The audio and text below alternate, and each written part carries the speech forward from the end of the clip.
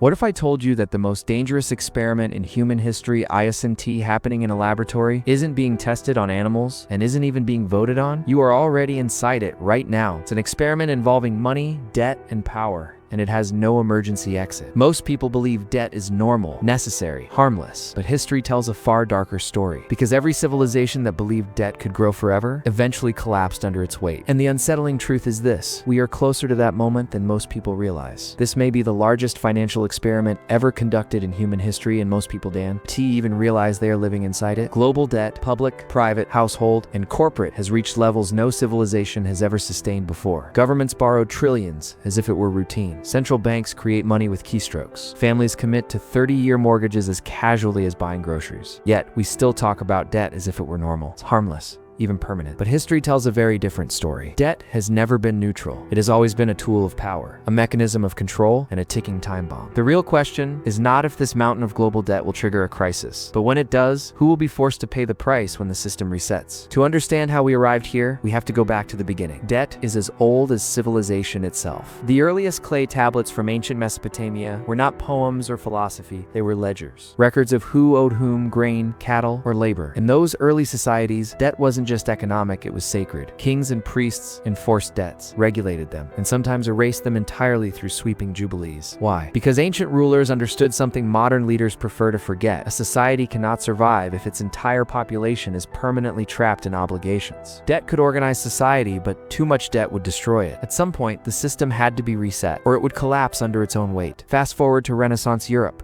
Debt had evolved. Banking families like the Medici transformed obligations from grain and livestock into gold, credit, and financial instruments. Kings and popes borrowed enormous sums to wage wars, build cathedrals, and expand empires. But debt always carried risk. Spain, flooded with silver from the New World, declared bankruptcy 4 times in the 16th century. Even an empire drowning in precious metals could be crushed by debt when ambition outpaced reality. Debt was no longer personal, it was geopolitical. It funded wars, collapsed dynasties, and redrew the map of the world. The true explosion of modern debt began in the 20th century. After the First World War, nations were buried under obligations so large they were effectively unpayable. Germany, crushed by the Treaty of Versailles, was pushed into financial ruin. Economists warned it would destabilize the country. They were right. The hyperinflation of the early 1920s, when people carried wheelbarrows of money just to buy bread, was an accident. It was the inevitable result of debts that could not be honored. Debt stopped being an accounting problem. It became fuel for chaos. Then came 1944. At Bretton Woods, the modern global financial system was engineered. The United States, holding most of the world's gold, set the rules. The dollar became the anchor, convertible to gold. The promise was stability. The reality was dependence. For a while it worked, but discipline never survives easy borrowing. By the 1960s, war spending and domestic programs pushed the U.S. beyond its gold reserves. Foreign governments noticed and demanded gold instead of paper. In 1971, President Richard Nixon closed the gold window. With that single decision, debt was untethered from reality. Money was no longer finite. Governments could borrow and print without restraint, limited only by trust. From that moment on, every crisis was solved with more debt. Each rescue required more leverage than the last. The 1980s saw massive public borrowing. Developing nations collapsed under dollar-denominated debt. And then came 2008. The financial crisis wasn't about housing. It was about debt stacked on debt, a fragile pyramid of leverage. Mortgages were bundled, sold, insured, and magnified 30-1. When it collapsed, banks were rescued. Ordinary people were not. Jobs vanished. Homes were lost. Savings evaporated. Debt did what it always does. It protected the powerful and transferred the cost to everyone else. Since then, the numbers have gone from alarming to surreal. Global debt has tripled in just 2 decades, surpassing $300 trillion,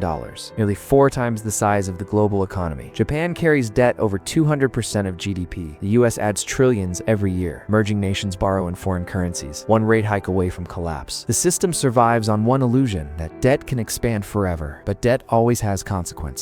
Distorts behavior, inflates bubbles, and enslaves the future. Every dollar borrowed today is a claim on tomorrow's labor. Debt has become invisible. Governments don't ask you for cash, they issue bonds in your name. Credit cards don't feel like borrowing until the bill arrives. Corporate profits are often fueled by borrowed money. The system runs on leverage, and leverage is like gravity. It's weightless on the way up, crushing on the way down. When debt becomes unpayable, there are only 3 endings: Inflation, restructuring, or default. Inflation is the favorite. It quietly erodes savings, shrinks real wages, makes government debt manageable at your expense. It is a hidden tax, and it works because it moves slowly. Here's the final truth. Debt is not just economics. It is power. Who lends, who borrows, and who gets rescued when it all breaks. Banks survive, corporations restructure, politicians retire, ordinary people pay. That is why understanding debt is not optional. It is survival. So what can you do? Strip away the illusions. Recognize the pattern. Protect yourself. Build real assets, real skills, real understanding, because history repeats the same cycle. Debt grows, leaders deny, crises erupt, systems reset. The only choice you have is whether you face it blind or awake. Global debt is not just a number. It is the shadow over our future. And unless we learn from history, it will fall on us just as it has on every empire before. If this gave you a new perspective, subscribe. History already has the answers, so I'll show you where to look.